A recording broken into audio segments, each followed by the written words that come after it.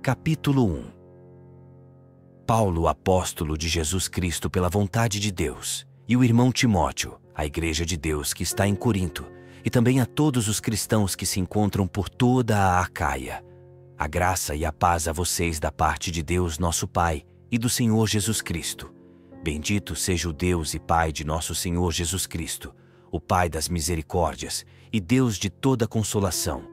Ele nos consola em todas as nossas tribulações, para que possamos consolar os que estão em qualquer tribulação, através da consolação que nós mesmos recebemos de Deus.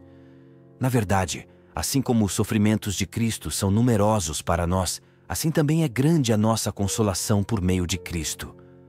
Se somos atribulados, nós o somos para a consolação e salvação de vocês. Se somos consolados, é para a consolação de vocês, para que possam suportar os mesmos sofrimentos que também nós padecemos. E a nossa esperança a respeito de vocês é firme, pois sabemos que se vocês participam dos nossos sofrimentos, também participarão da nossa consolação. Irmãos, não queremos que vocês ignorem isto. A tribulação que sofremos na Ásia nos fez sofrer muito, além de nossas forças, a ponto de perdermos a esperança de sobreviver. Sim, nós nos sentíamos como condenados à morte. A nossa confiança já não podia estar apoiada em nós, mas em Deus que ressuscita os mortos. Foi Deus quem nos libertou dessa morte, e dela nos libertará. Nele colocamos a esperança de que ainda nos libertará da morte.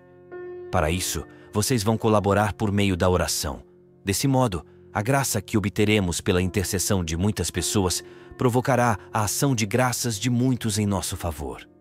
Este é o nosso motivo de orgulho, o testemunho da consciência de que nos comportamos no mundo, e mais particularmente em relação a vocês, com a santidade e sinceridade que vem de Deus.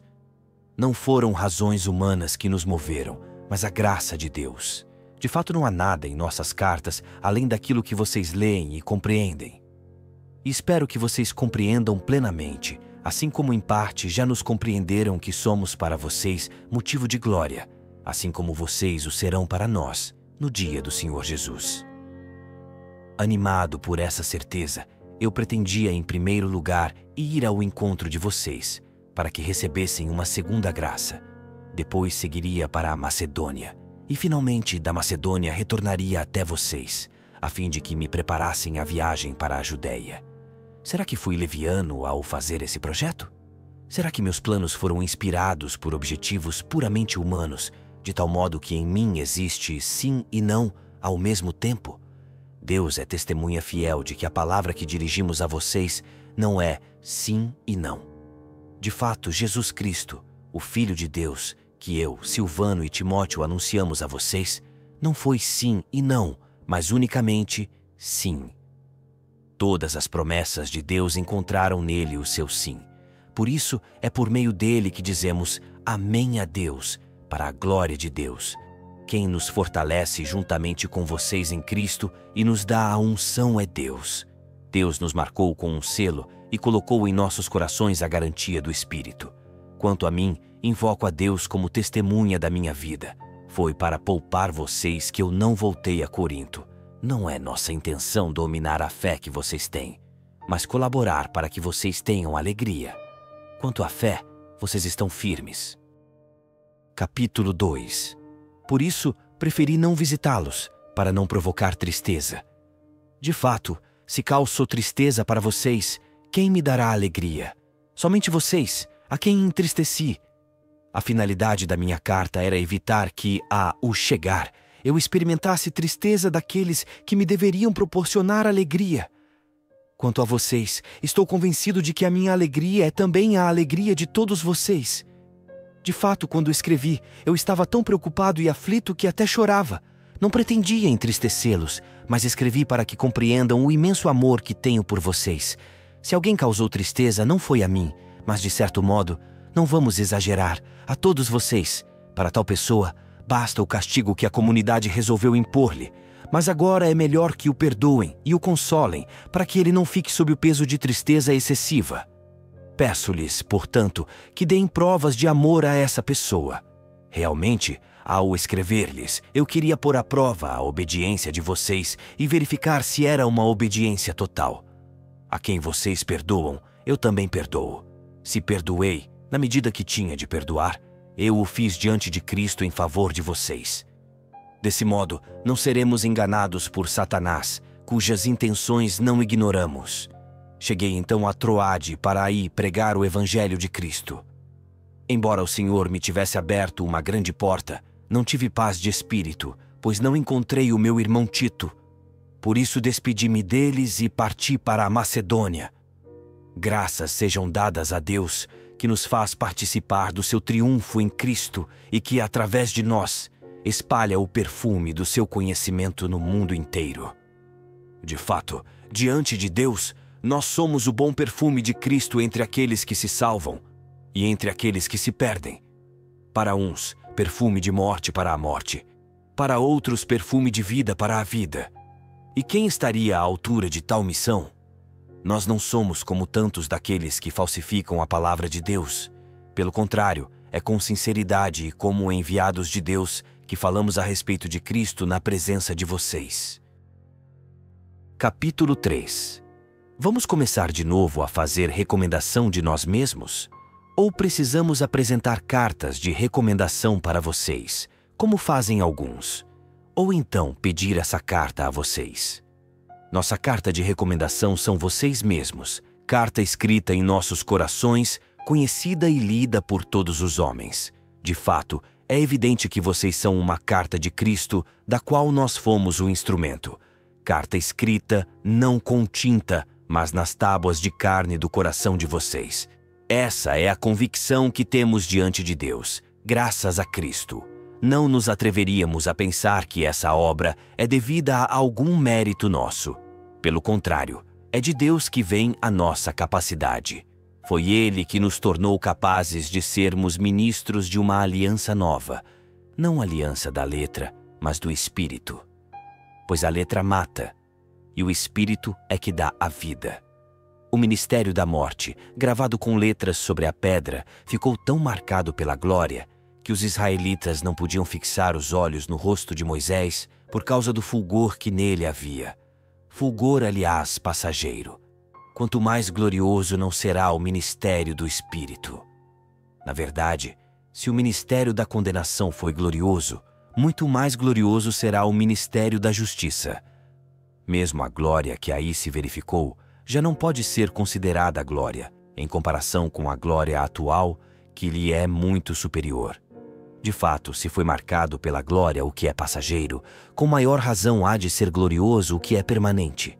Fortalecidos por tal esperança, estamos plenamente confiantes.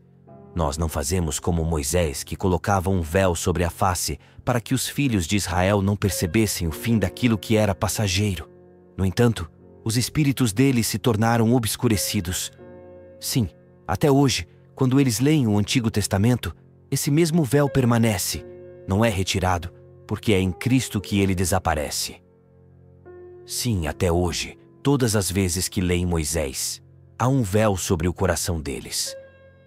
Somente pela conversão ao Senhor é que o véu cai, pois o Senhor é o Espírito. E onde se acha o Espírito do Senhor, aí existe a liberdade. E nós que, com a face descoberta, refletimos como num espelho a glória do Senhor, somos transfigurados nessa mesma imagem, cada vez mais resplandecente pela ação do Senhor, que é Espírito. Capítulo 4. Esse é o nosso ministério. Nós o temos pela misericórdia de Deus, por isso não perdemos a coragem. Dissemos não aos procedimentos secretos e vergonhosos, não agimos com astúcia, nem falsificamos a palavra de Deus.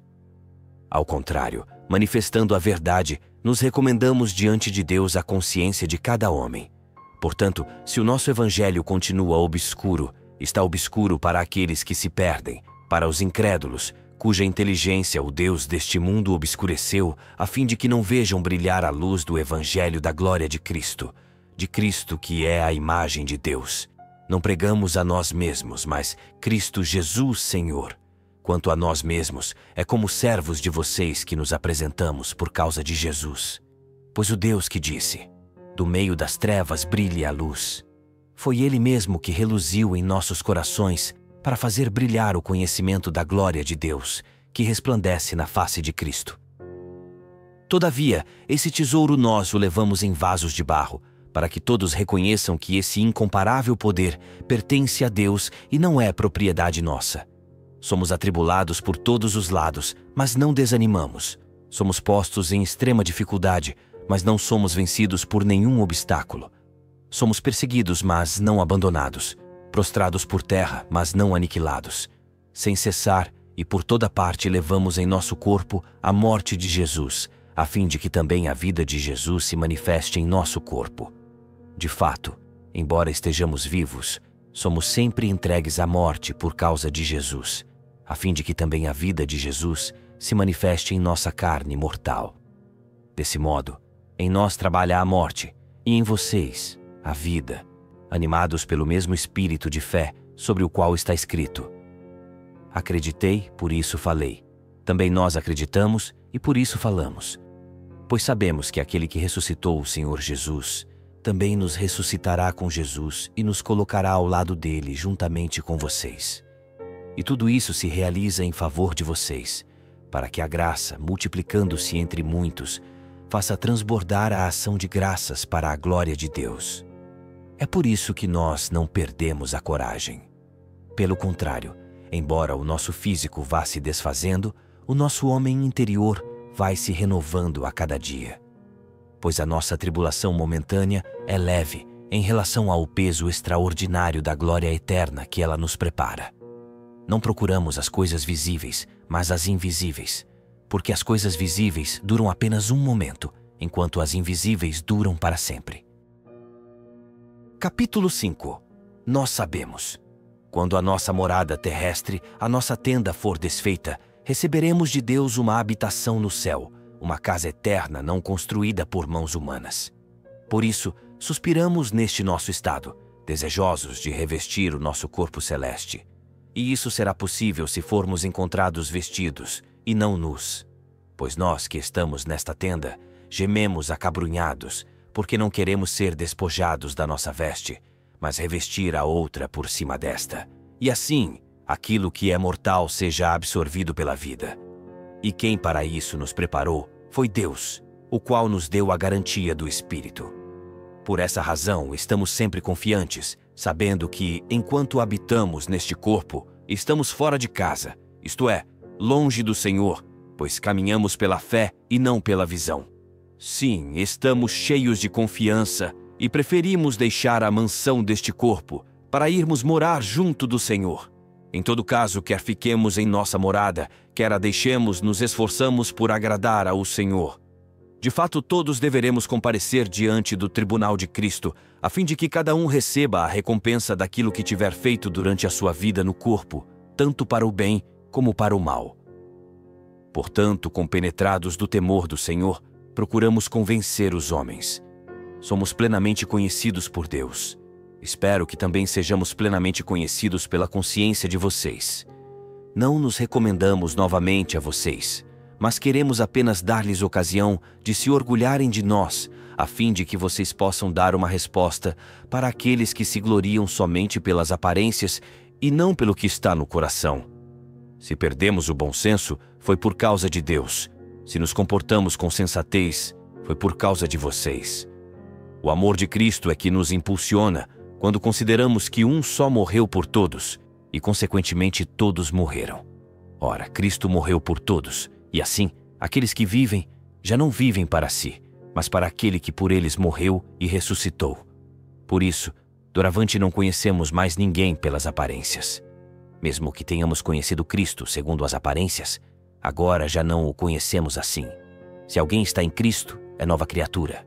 As coisas antigas passaram. Eis que uma realidade nova apareceu. Tudo isso vem de Deus, que nos reconciliou consigo por meio de Cristo e nos confiou o ministério da reconciliação. Pois era Deus quem reconciliava com Ele mesmo o mundo por meio de Cristo, não levando em conta os pecados dos homens e colocando em nós a palavra da reconciliação. Sendo assim, exercemos a função de embaixadores em nome de Cristo, e é por meio de nós que o próprio Deus exorta vocês. Em nome de Cristo, suplicamos: reconciliem-se com Deus. Aquele que nada tinha a ver com o pecado, Deus o fez pecado por causa de nós, a fim de que por meio dele sejamos reabilitados por Deus. Capítulo 6. Visto que somos colaboradores de Deus, nós exortamos vocês para que não recebam a graça de Deus em vão. Pois Deus diz na Escritura: Eu escutei você no tempo favorável, e no dia da salvação vim em seu auxílio. É agora o momento favorável. É agora o dia da salvação. De nossa parte, evitamos dar qualquer motivo de escândalo para que o nosso ministério não seja criticado. Pelo contrário, em tudo nos recomendamos como ministros de Deus. Pela grande perseverança nas tribulações, necessidades, angústias, açoites, prisões, desordens, fadigas, vigílias e jejuns. Pela pureza, ciência, paciência e bondade. Pela atuação do Espírito Santo, pelo amor sem fingimento, pela palavra da verdade, pelo poder de Deus, pelas armas ofensivas e defensivas da justiça, na glória e no desprezo, na boa e na má fama, tidos como impostores e, no entanto, dizendo a verdade, como desconhecidos e, no entanto, conhecidos, como agonizantes e, no entanto, estamos vivos, como castigados e, no entanto, livres da morte, como tristes e, no entanto, sempre alegres, como indigentes e, no entanto, enriquecendo a muitos, nada tendo, mas tudo possuindo. Coríntios, eu lhes falo com franqueza. Meu coração está aberto para vocês. Em mim não falta lugar para os acolher, mas em troca vocês têm o coração estreito. Paguem a nós com a mesma moeda. Eu lhes falo como a filhos. Abram também o coração de vocês. Não se submetam ao mesmo jugo com os infiéis. Que relação pode haver entre justiça e iniquidade? Que união pode haver entre luz e trevas? Que harmonia pode haver entre Cristo e Beliar? Que relação entre quem acredita e quem não acredita? Que há de comum entre o templo de Deus e os ídolos? Ora, nós somos o templo do Deus vivo, como disse o próprio Deus. Habitarei no meio deles e com eles caminharei. Serei o seu Deus e eles serão o meu povo. Portanto, saiam do meio dessa gente e afastem-se dela, diz o Senhor. Não toquem naquilo que é impuro, e eu acolherei vocês. Serei pai para vocês, e vocês serão para mim filhos e filhas, diz o Senhor Todo-Poderoso. Capítulo 7. Caríssimos, já que temos tais promessas, vamos purificar-nos de toda mancha do corpo e do espírito. E levemos a cabo a nossa santificação no temor de Deus. Acolham-nos no coração de vocês. Não fizemos injustiça a ninguém causamos dano, a ninguém exploramos. Não é para os condenar que falo assim, porque eu já disse, vocês estão em nossos corações para a vida e para a morte. Minha confiança em vocês é grande, e eu me orgulho muito de vocês. Estou cheio de consolo, transbordando de alegria em toda a nossa tribulação. Na verdade, quando chegamos à Macedônia, nossa pobre pessoa não teve um momento de sossego. Sofremos toda espécie de tribulação. Por fora, lutas. Por dentro, temores. Deus, porém, que consola os humildes, confortou-nos com a chegada de Tito. E não somente com a chegada dele, mas também pelo conforto que ele tinha recebido de vocês. Contou-nos que vocês tinham profundo carinho, que estavam sentidos com o que acontecera e que se preocupavam comigo. E eu fiquei muito contente. Se lhes causei tristeza com a minha carta, não me arrependo. E se a princípio me arrependi, pois vejo que essa carta entristeceu vocês, embora por pouco tempo. Agora me alegro não por haver entristecido vocês, mas porque a tristeza fez que vocês se arrependessem. Vocês se entristeceram segundo Deus, e assim não sofreram nenhum dano da nossa parte. De fato, a tristeza que vem de Deus produz arrependimento que leva para a salvação e que não volta atrás. A tristeza, segundo este mundo, produz a morte. Vejam antes o que produziu em vocês a tristeza que vem de Deus. Quantas desculpas, quanta indignação, que temor, que desejo ardente, que afeto, que punição vocês demonstraram de todos os modos que estavam inocentes naquela questão. Numa palavra, se eu escrevi a vocês, não foi por causa daquele que me injuriou, nem por causa daquele que sofreu o insulto, mas para que ficasse bem claro entre vocês, diante de Deus, o quanto vocês se sentem preocupados por nós. Foi por isso que nos sentimos confortados. Mas além desse conforto pessoal, eu me alegrei muito ao ver que Tito estava contente devido à maneira como vocês o receberam e o tranquilizaram.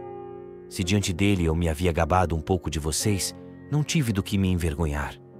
Assim como sempre dissemos para vocês a verdade, ficou igualmente comprovado que era verdadeiro o elogio que tínhamos feito de vocês para Tito. Ele sente por vocês afeto ainda maior, ao lembrar-se da obediência de vocês e de como o acolheram com temor e tremor. Eu me alegro, portanto, de poder confiar em vocês, aconteça o que acontecer. Capítulo 8. Irmãos, agora damos a conhecer a vocês a graça que Deus concedeu às igrejas da Macedônia. Em meio às muitas tribulações que puseram à prova essas igrejas, a grande alegria e a extrema pobreza delas transbordaram em riquezas de generosidade. Eu sou testemunha de que eles, conforme seus meios e até além de seus meios, com toda a espontaneidade e com muita insistência, nos rogaram a graça de tomarem parte nesse serviço em favor dos cristãos. Ultrapassando qualquer de nossas expectativas, eles se entregaram primeiramente ao Senhor e, pela vontade de Deus, também a nós. Por isso insistimos junto a Tito para que termine essa obra de generosidade, que ele já havia começado entre vocês. Em tudo vocês sobressaem, na fé, no dom da palavra, no conhecimento e entusiasmo, além do amor que vocês têm por nós. Pois então procurem também distinguir-se nessa obra de generosidade. Não digo isso para lhes impor uma ordem. Cito para vocês o exemplo de outros, para lhes dar ocasião de provar a sinceridade do amor que vocês têm. De fato, vocês conhecem a generosidade de nosso Senhor Jesus Cristo. Ele, embora fosse rico, se tornou pobre por causa de vocês, para com a sua pobreza enriquecer a vocês. A propósito, vou dar-lhes uma sugestão, e é o que convém a vocês, já que foram os primeiros desde o ano passado, não só a realizar, mas também a querer realizar essa obra.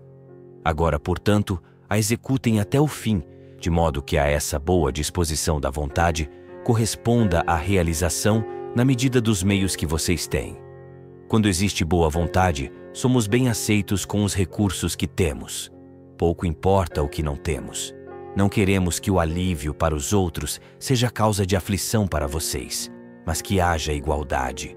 Neste momento, o que está sobrando para vocês vai compensar a carência deles, a fim de que o supérfluo deles venha um dia compensar a carência de vocês.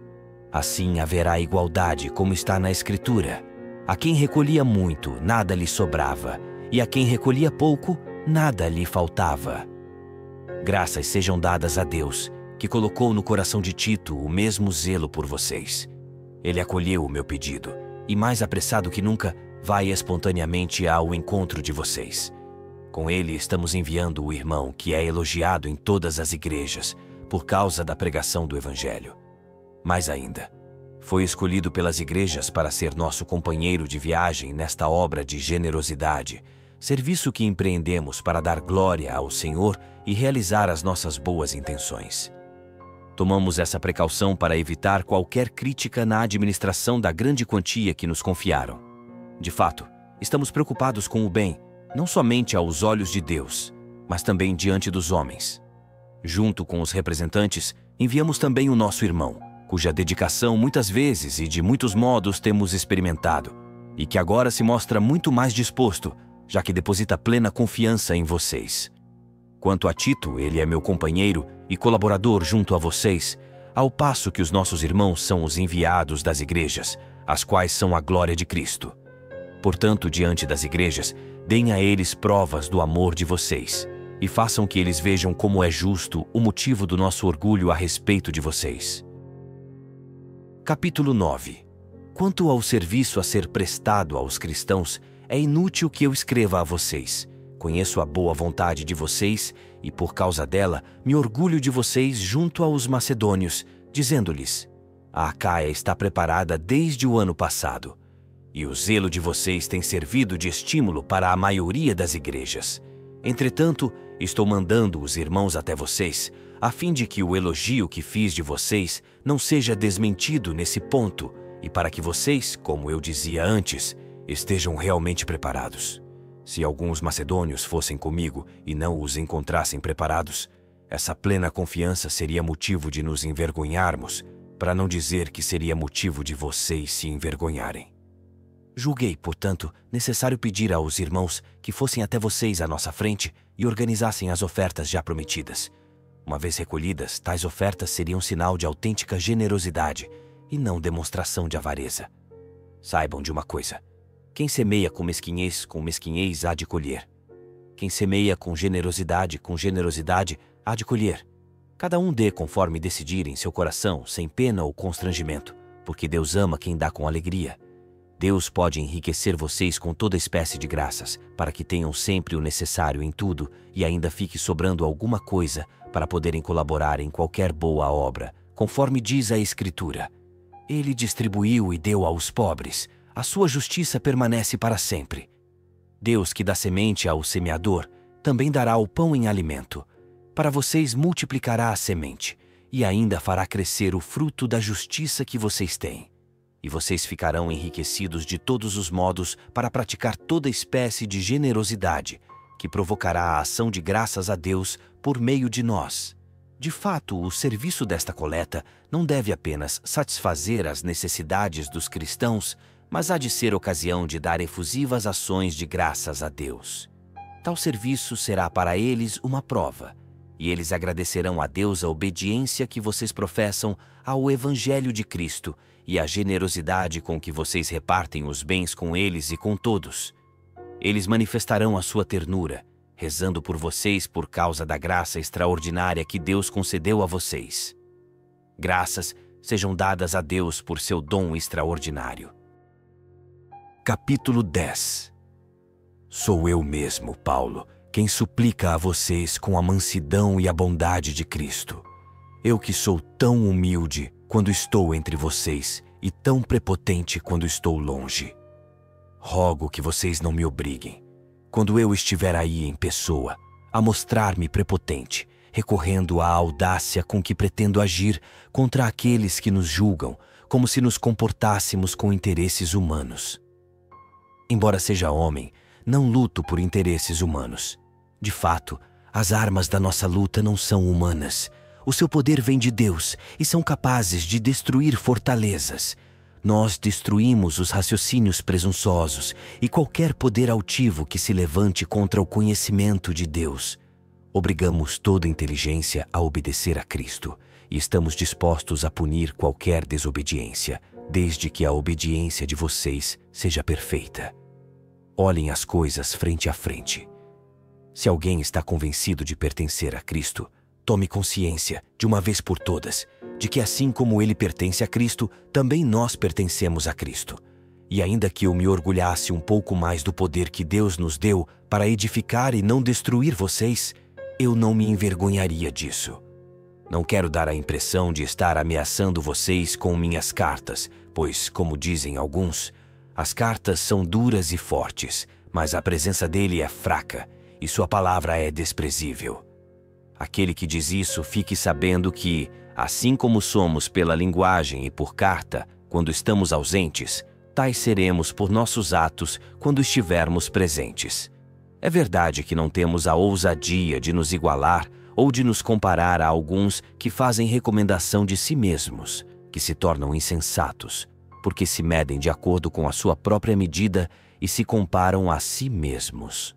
Quanto a nós, não nos orgulharemos além da justa medida. Ao contrário, tomaremos como medida a própria regra que Deus nos assinalou, a de termos chegado até vocês. Não nos estendemos indevidamente, como seria o caso se não tivéssemos chegado até vocês, pois, na verdade, fomos ao encontro de vocês anunciando o Evangelho de Cristo. Não nos orgulhamos desmedidamente, apoiados em trabalhos alheios, e temos a esperança de que, com o progresso da fé que vocês têm, cresceremos mais e mais segundo a nossa regra.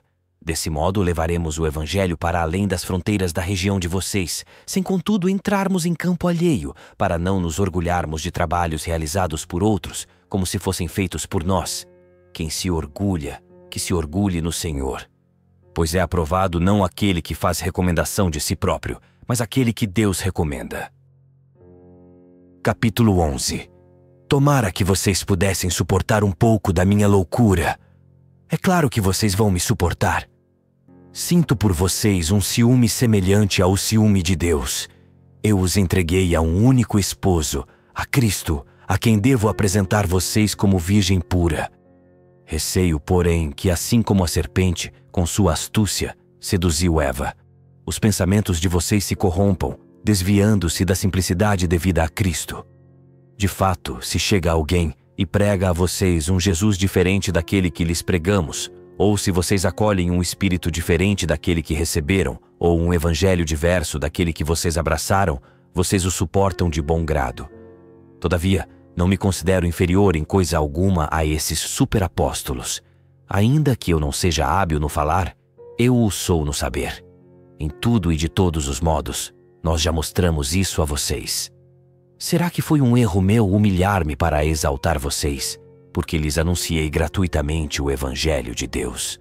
Despojei outras igrejas, recebendo delas o necessário para viver, a fim de servir a vocês. E quando passei necessidade entre vocês, não fui pesado a ninguém, porque os irmãos que vieram da Macedônia supriram as minhas necessidades.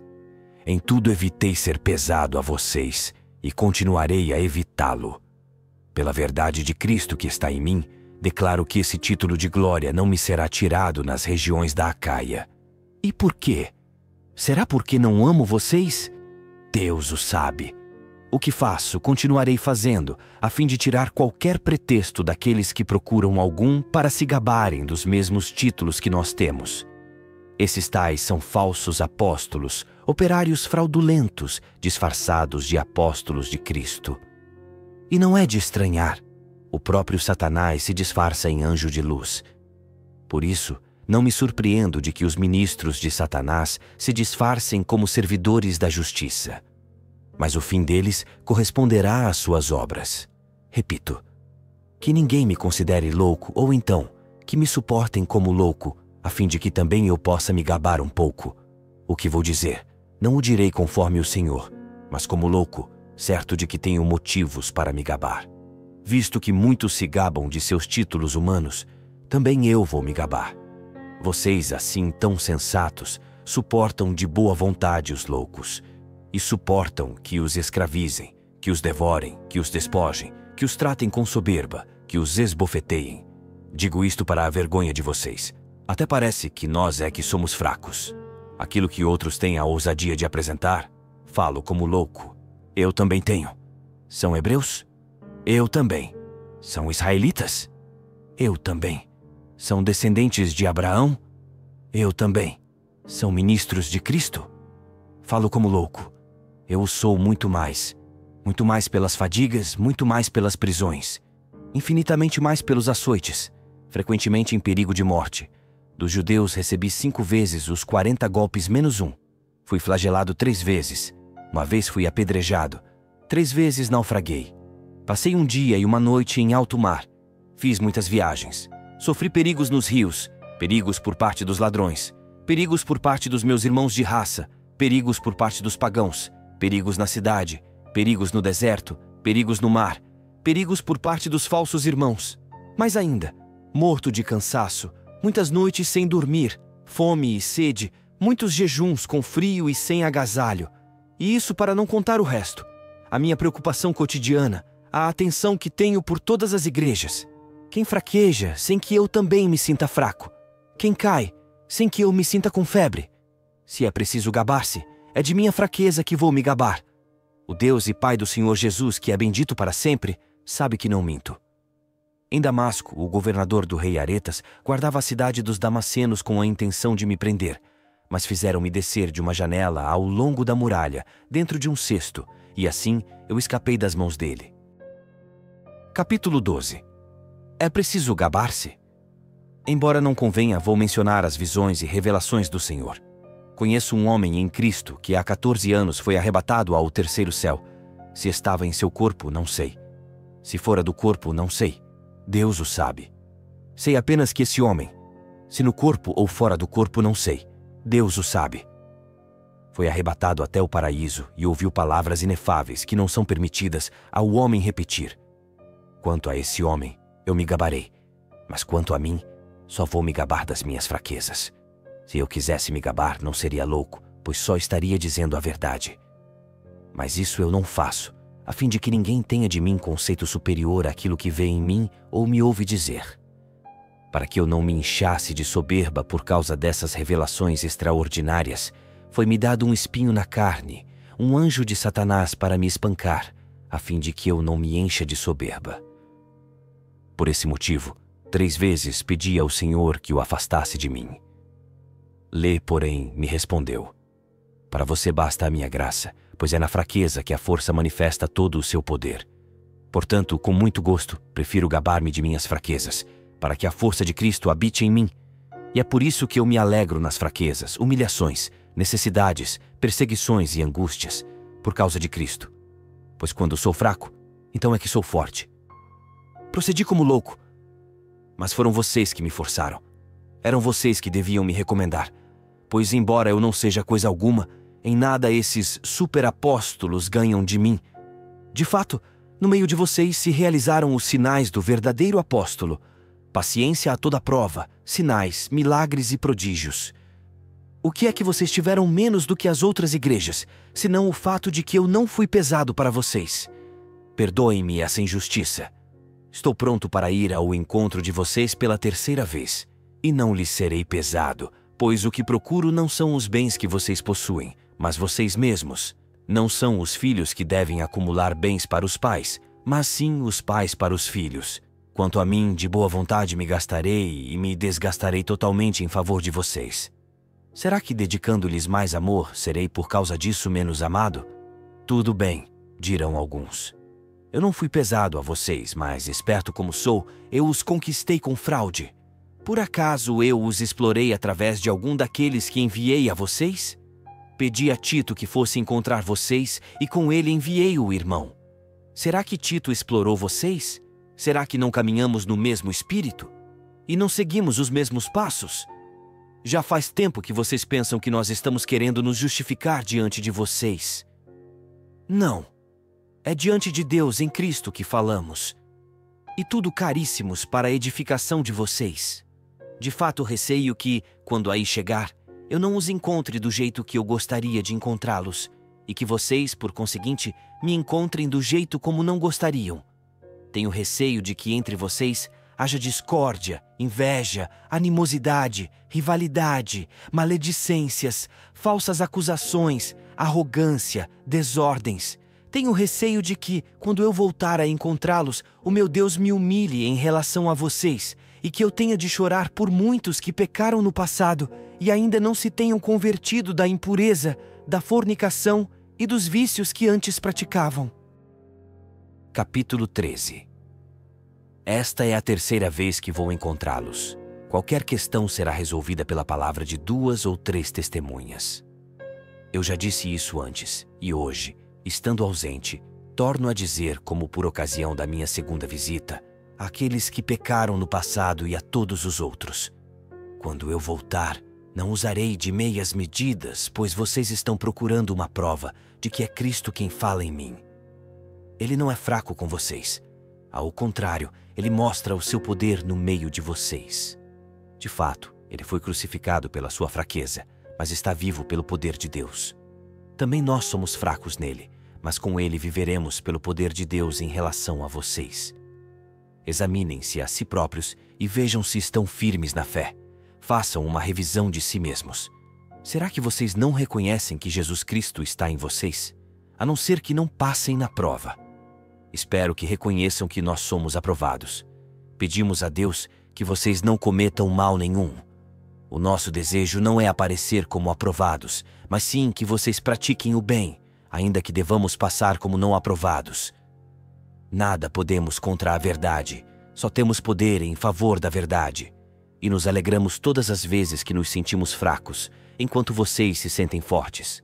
E o que pedimos em nossas orações é que vocês se tornem sempre mais perfeitos. Escrevo essas coisas estando ausente.